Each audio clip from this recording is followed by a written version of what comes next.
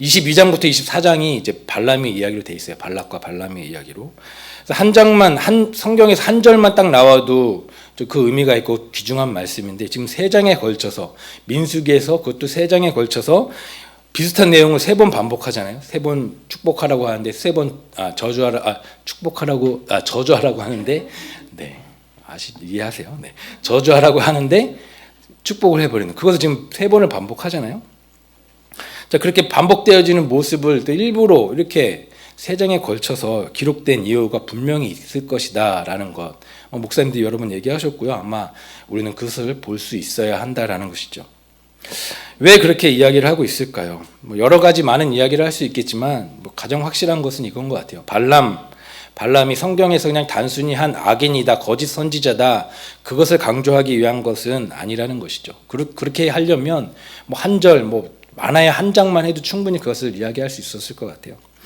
그러나 그 이유는 오늘 우리가 신앙생활을 하고 있는, 우리가 신앙생활을 하고 있는 모습과 발람의 모습이 너무나 닮아 있기 때문에 이러한 모습이 너의 모습이 될 수 있지 않도록 우리가 조심하라고 하는 의미에서 우리에게 이렇게 길게 설명해 주고 있는 것 같습니다. 우리의 깊은 곳에 이런 발람과 같은 모습, 발람과 같은 그런 자세가 있을 수 있다라는 것이죠. 발람이 어떤 사람입니까? 그가 하는 말, 그가 하는 행동, 겉으로 볼 때는 정말 참 신앙인인 것 같습니다. 하나님이 하지 말래서 내가 안 했다. 하나님이 축복하라고 해서 축복했다. 지금 이렇게 이야기하고 있지 않습니까? 그러나 그의 중심에는 어떻습니까? 물질에 대한 탐욕이 있었고요. 잘못된 욕망을 가지고 있었다라는 것입니다. 앞으로 이제 보면 아시겠지만 발람이 이제 자기의 곳으로 가면서 이스라엘 백성들이 혼란스럽게 하고 이스라엘 백성들을 아프게 할 묘책을 알려주고 떠나는 그런 모습도 우리가 보게 되는 것이죠. 그러한 모습을 보면 이 발람의 마음속에는 어떤 마음이 있는지를 알 수가 있는 것입니다. 성경에서 그래서 계속해서 이 거짓 선지자다, 발람은 거짓 선지자다라고 지적을 하고 있는 이유도 거기에 있는 것이죠. 이와 관련된 성경 구절은 너무나 많이 있습니다. 아마 이번 한 주간도 계속해서 그것을 봤기 때문에 그 부분은 제가 따로 설명하지는 않겠습니다. 새벽에 꼭 나와야겠죠. 그러니까 새벽에 나오시면 이 시리즈를 다 하고 반복되지 않도록 들을 수가 있습니다. 그리고 또 한 가지 우리가 주의 깊게 이 우리의 모습과 같은 발람의 모습 외에도 한 가지 우리가 더 볼 수 있는데요. 바로 이 발람의 입을 통해서 하나님이 어떤 분이신지, 하나님에 대해서 분명하게 이야기되어지고 있다라는 것입니다. 너무나 정확하게 정의되어지고 있어요. 오늘도 그런 부분이 잘 나오고 있는데요. 어떻게 보면 지금 이스라엘 백성이 광야 생활을 정리하면서 마무리하는 단계 아닙니까? 그 시점에서 하나님에 대해서, 하나님이 어떠한 하나님이신지 발람의 입을 통해서 확실하게 보여주고 있다라는 것입니다. 거짓 선지자인 발람의 입을 통해서 말입니다. 그러니까 이제 어느 정도 아시겠죠. 이렇게 발람의 이야기를 길게 이야기한 이유, 우리의 모습과 같은 발람의 모습과 같은 우리의 모습을 발견하기 위해서, 그리고 하나님을 바르게 알게 하기 위해서 우리에게 이렇게 길게 쓰여졌다라는 것입니다. 그래서 오늘 첫 번째 발람을 중심으로 해서 저는 보지 않고요. 두 번째 하나님을 바르게 인식해야 된다라는 것을 가지고 좀 이렇게 방향을 잡아서 말씀을 전하려고 합니다. 오늘 본문에서는 하나님의 속성 한 가지를 확실하게 우리가 볼 수 있습니다.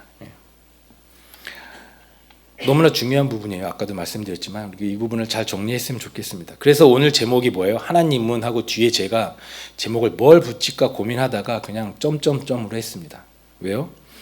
이 뒷부분은 성도님들이 한번 제목을 붙였으면 좋겠어요. 하나님은 어떠한 하나님, 나에게 하나님은 어떠한 하나님이라고 오늘 설교가 마칠 때쯤에는 이렇게 딱 정의를 내려주셨으면 좋겠습니다.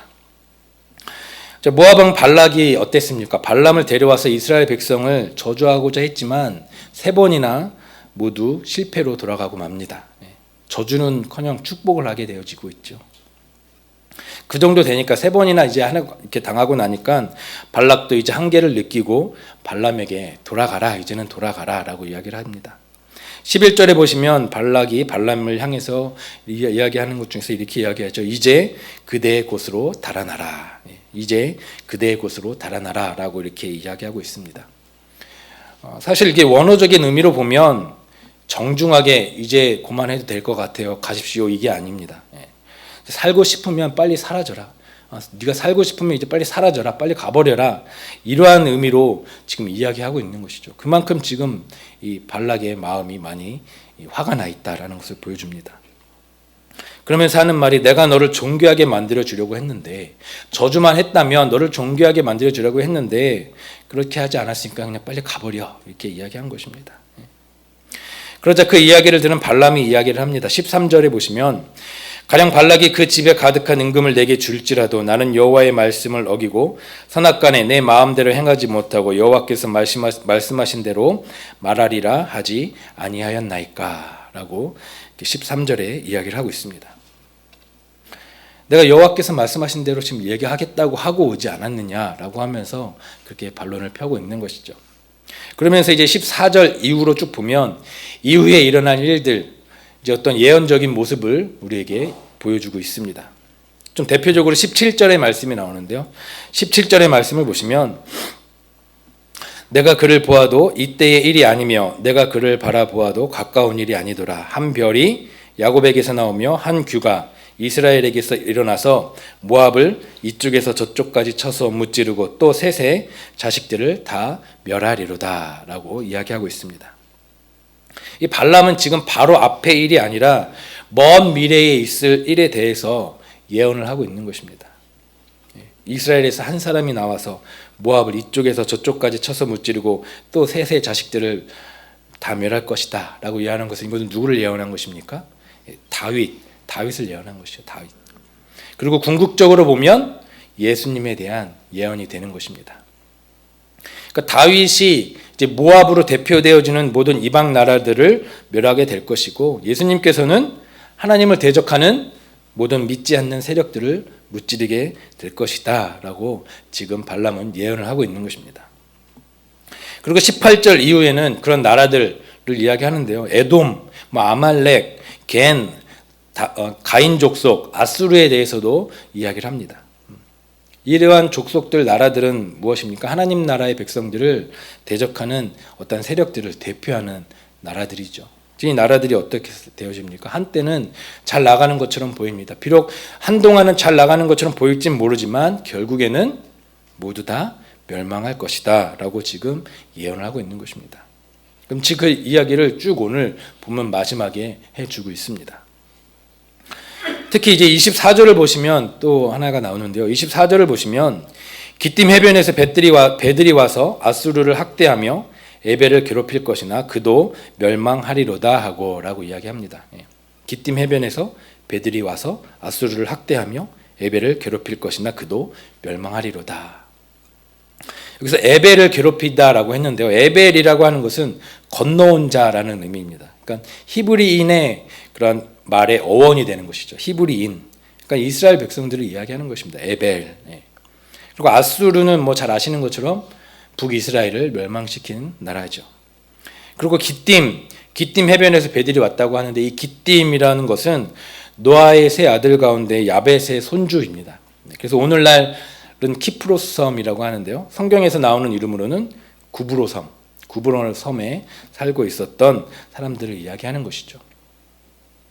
그래서 구약에서는 시딤, 신약에서는 구브로, 오늘날은 키프로스, 다 같은 섬의 이름입니다. 그런데 오늘 말씀에서는 그 기띔의 배라고 이야기합니다. 기띔의 해변에서 배들이 왔다고 하는데요. 이것은 다른 것이 아니라 로마 제국을 의미합니다. 로마 제국. 그래서 왜냐하면 로마 제국이 이 구브로 섬에다가 해군 기지를 건설해서 이제 그 지중해 주변에 있는 나라들을 정복할 때 기지로 삼았던 곳이 바로 이 구브로 섬, 기띔이라는 것입니다. 그러니까 정리해 보면 이 예언은 무엇이냐면 로마가 이스라엘을 괴롭히게 할 것이지만 이 로마 제국도 결국에는 멸망하게 되어져 있다라는 그러한 예언. 그러니까 먼 미래까지 지금 다 예언을 쭉 하고 있다라는 것을 보여준 것입니다. 그러니까 발람은 비록 물질의 탐욕을 따라서 예언을 한 거짓 선지자였지만 하나님 말씀 자체, 하나님의 그 예언 자체는 놀라운 예언이다라는 것을 우리는 여기서 알 수 있게 되는 것입니다. 그러니까 예언은 짧게는 400년, 다윗에 있을 400년, 그리고 멀리는 1400년, 그러니까 예수님이 오신 1400년, 그리고 더 멀리는 로마 제국에 대한 2000년 후까지도 지금 발람은 이야기하고 있는 것입니다. 여기서 우리가 한 가지 알아야 될 것, 여기서 우리가 중요하게 한 가지 알아야 될 하나님의 속성이 나오는데요. 바로 하나님은 시간을 초월하시는 분이다라는 것입니다. 하나님은 영원하신 분이시죠. 영원하신 분. 그러나 우리가 알고 있는 시간 개념 안에서 그냥 시간이 끊임없이 계속 이어지는 것이 영원이다라고 생각할 수 있는데요. 그것은 잘못된 것입니다. 영원이라는 것은 시간의 개념이 아니에요. 영원은 시간을 초월한 것입니다. 초월한 것입니다. 시간이라는 것도 결국 누가 창조하신 것입니까? 하나님이 창조하신 것입니다. 그리고 이 세상은 그 시간과 공간으로 구성된 시공간에 존재한다라고 우리가 이야기를 하지 않습니까? 그러니까 이 시공간을 만드신 하나님은 이 시간 안에 갇힐 수 없는 분이다라는 사실입니다. 하나님이 영원하신 분이다라는 말은 시간과 공간을 초월하시는 분이다, 전능하신 분이다라는 것을 이야기하는 것입니다. 우리가 이것을 너무나 잘 알아야 됩니다. 그래서 성경에서 하나님에 대해서 시간을 표현할 때, 하나님의 시간을 표현할 때 어떻게 표현하시는지 아시죠? 대표적으로 베드로후서 3장 8절이 가장 대표적인데요. 어떻게 이야기하고 있습니까? 사랑하는 자들아, 주께는 하루가 1000년 같고 1000년이 하루 같다는 이 한 가지를 잊지 말라라고 이야기합니다. 그러니까 하나님은 죽지 않으시니까 시간이 많다는 의미로 이렇게 쓴 것이 아닙니다. 하나님은 결코 시간의 제약을 받지 않으시는 분이기 때문에 과거와 현재와 미래를 동시에 다 보실 수 있는 분이다라는 것이죠. 한눈에 우리의 인생의 모든 시간들을 볼 수 있고요. 또한 이 우주의 처음 그리고 끝까지 하나님은 위에서 다 한 번에 보고 계시다라는 것입니다. 우리와 같은 시간을 흘러가고 계시는 분이 아니다라는 이 사실을 우리는 분명히 인식하고 있어야 합니다. 그래서 우리가 예정이나 구원의 그러한 과정 이런 것을 이야기할 때 이해가 많이 안 되는 부분들이 있죠. 질문이 많이 생기죠. 왜 하나님은 사랑의 하나님이신데 누구는 예정을 하고 누구는 그냥 지옥을 가게 내버려 두느냐. 그러니까 사랑의 하나님 아니냐 않느냐. 뭐가 잘못되지 않았느냐라고 참 질문을 많이 합니다. 성경 공부할 때도 이 부분에 대해서 정말 질문을 많이 듣습니다. 그러나 하나님은 누구를 예상하고 이 사람은 이렇게 될 것 같기 때문에 선택하셨고 누구는 그렇게 안 할 것 같기 때문에 선택하고 그런 분은 아니라는 것이죠. 이미 인생의 끝까지 모든 것을 다 알고 계시고 보고 계시기 때문에 그냥 우리말로 이해하기 쉽게 하기 위해서 예정하셨다라는 단어를 사용하신 것이지 실제로는 이미 다 알고 계신 그 사실을 표현해 놓으신 거다라는 것입니다. 그렇게 자꾸 우리의 시간 안으로 하나님을 끌고 들어와서 이해하려고 하기 때문에 우리는 그렇게 성경에 대해서 오해도 하고 질문도 가지게 된다라는 것입니다. 그러나 우리 인간은 이 부분에 대해서 시간을 초월해서 우리는 사는 존재가 아니기 때문에 어떠한 것인지 우리는 그것을 이해할 수 없고 또 그것을 알 수도 없다라는 것 우리는 그 부분에 대해서 알아야 합니다. 인정을 해야 합니다. 만약에 이 부분만 우리가 인정하고 들어간다면 성경을 보면서 나올 수 있는 많은 질문들이요 바로 그 가운데서 해결되어질 수 있다라는 것이죠. 우리가 몇 차원에서 살고 계신지 아십니까 혹시? 3차원. 역시 우리 얼바인 사랑의 교회 성도님들은 수준이 높아서 3차원. 3차원에서 3차원이 뭐죠? 높이, 가로, 세로 이렇게 해서 3차원입니다. 그리고 4차원까지도 이야기해요. 4차원은 뭐를 포함할까요? 시간. 상대성 이론까지 들어갑니다. 4차원까지. 그래서 시간 시간 여행 막 그런 영화도 나오고 하는데요. 그러나 4차원도 제대로 이해하지 못하는 것이 우리 인간입니다. 그래서 물리적인 이론으로는 몇 차원까지 있다고도 이야기하냐면 10차원, 11차원까지 있다라고도 이야기를 해요.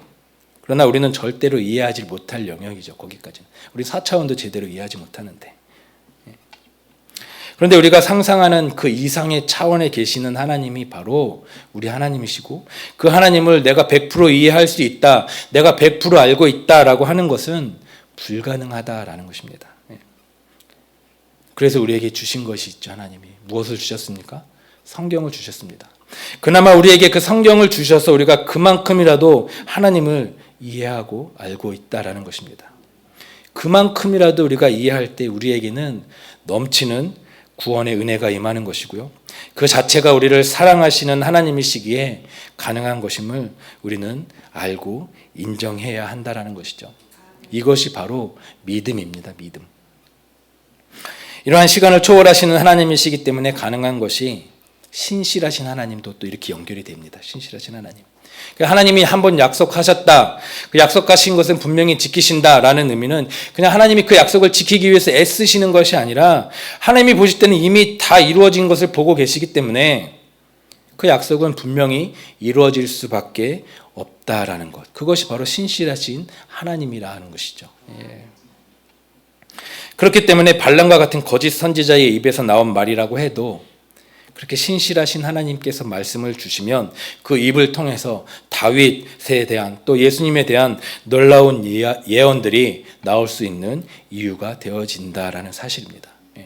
발람이 아니라 우리는 하나님을 볼 수 있어야 한다라는 것입니다.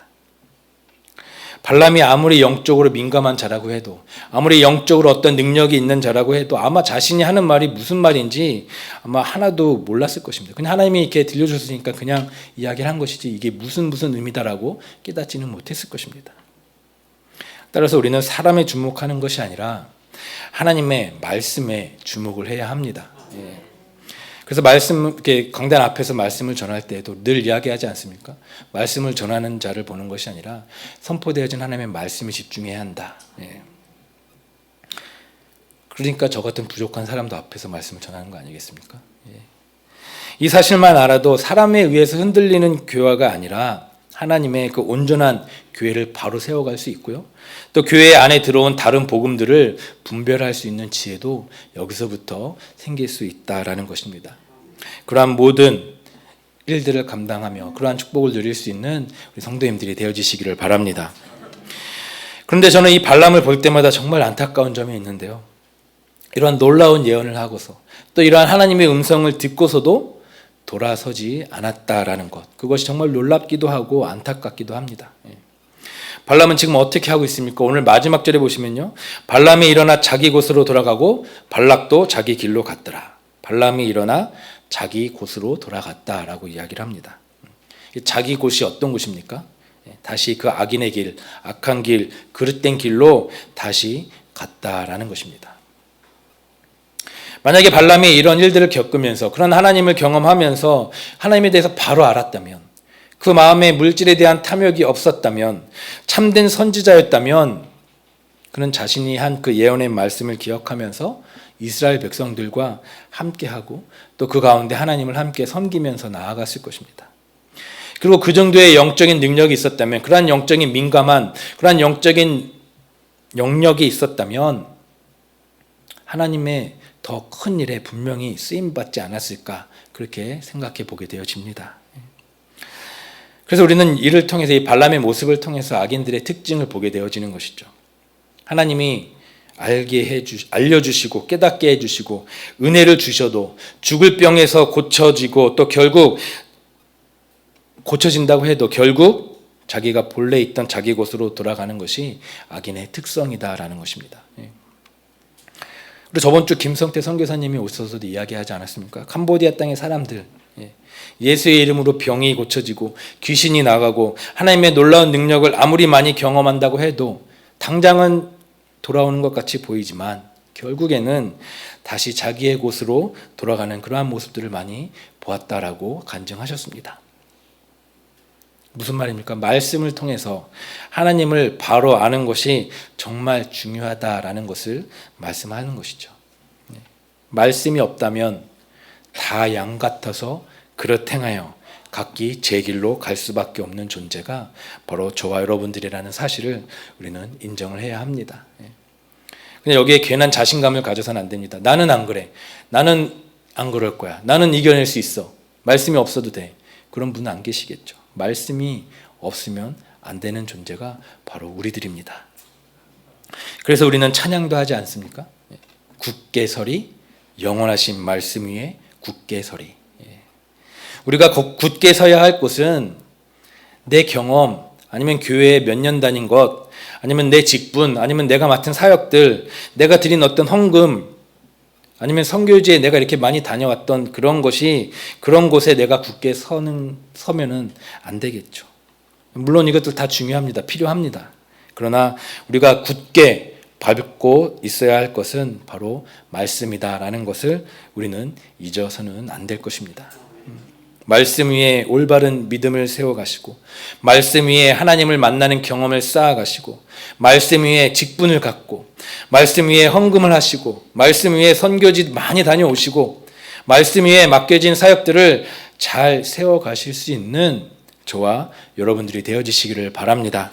그렇게 말씀 위에 굳게 설 때 하나님은 우리의 선한 목자가 되어주신다고 말씀하셨습니다. 그 선한 목자는 모든 것을 다 아시고 모든 것을 이미 다 보고 계시기 때문에 우리는 그 선한 목자 되신 주님만을 아무 생각 없이 따라가면 됩니다. 아무 생각 없이 그냥 주님이 가신 길이라면, 주님이 가라고 하신 길이라면 아무 생각 없이 그냥 따라가면 됩니다. 우리는 생각이 너무나 많죠. 그 생각을 다 잘라내고 말씀이라면 따라갈 수 있는 우리의 모습이 되어진다는 것이죠. 왜요? 선한 목자 되신 주님이 우리를 이끌고 가시는 길은 무슨 길이기 때문에? 영원한 천국의 길이기 때문에 우리는 믿고 생각 없이 주님만 따라가면 된다라는 것입니다. 그래서 예수님의 말씀을 따라 사는 것이 가장 큰 축복의 길임을 날마다 되새기시면서 확신을 갖고 그 길로 계속해서 나아가기 힘쓰시는 저와 여러분들이 되어지시기를 바랍니다. 말씀을 정리하겠습니다. 어느 순간 우리는 하나님이 나를 아신다라는 것을 그냥 너무나 당연하게 받아들이고 있는데요. 적어도 오늘 이 시간 이후부터는요, 날마다 그 시간과 공간을 초월하신 그 크고 전능하신 하나님이 작고 작은 보잘것없는 나를 아시고 나의 머리칼마저도 다 세고 계시는 그 사실에 감격하면서 진정한 감사를 할 수 있는 우리의 모습이 되어지기를 바랍니다. 그래서 우리는 이렇게 고백할 수 있는 것입니다. 욥기에서는 엘리후가 이렇게 고백했는데요. 욥기 36장 26절을 보시면 이렇게 고백하고 있죠. 하나님은 높으시니 우리가 그를 알 수 없고 그의 횟수를 헤아릴 수 없느니라. 하나님은 높으시니 우리가 그를 알 수 없고 그의 횟수를 헤아릴 수 없느니라. 이 고백을 우리의 말로는 좀 이렇게 고백할 수 있을 것 같습니다. 하나님의 생각은 셀 수 없고 하나님의 자비는 무궁하고 하나님의 성실은 날마다 새롭습니다. 하나님의 사랑은 제한이 없는 끝이 없는 사랑입니다. 아무것도 아닌 나를 기억하시고 구원하신 사랑입니다. 이 믿음의 고백이 우리가 거하는 모든 자리, 또 모든 상황에서 끊임없이 흘러나와서 우리가 아까도 찬양했지만 이 또한 지나가리라, 이 또한 지나가리라. 이 고백이 그저 세상이 말하는 어떤 심리적인 안정을 위하는 그러한 위로의 말이 아니라 하나님에 대한 믿음의 고백이 되어져야 할 것입니다. 그래서 뒤에 이 말이 꼭 붙어야 됩니다. 마지막에, 이 찬양의 마지막에 끝이 어떻게 끝나죠? 주의 뜻 알게 하소서. 주의 뜻 알게 하소서. 주의 뜻 알게 하소서. 우리가 찬양했습니다. 이것이 바로 우리의 인생의 목적이고 목표가 되어져야 한다라는 것입니다. 짧은 인생의 경험과 지식을 가지고 내가 맞다는 뜻, 내 욕심을 따라 사는 발람과 같은 그러한 어리석은 인생이 아니라 하나님의 뜻을 알기 위해서 우리의 삶을 맞춰 나가야 하는 모습, 모든 것을 초월하시는, 이미 알고 계셔서 그분의 백성을 각자의 자기 곳으로 가게 하는 것이 아니라 영원한 생명의 그 길 끝으로 인도하시는 그 하나님을 묵상하시면서 또 확신하시면서 축복된 인생으로 나아가는 우리의 모습이 되어지기를 소망합니다. 그렇게 축복된 인생이 우리의 인생이 되어지고 우리뿐만이 아니라 우리의 자녀들의 인생에까지도 나아갈 수 있는 그러한 우리 교회가 되어지는 저와 모든 성도님들이 되시길 주님의 이름으로 축복합니다.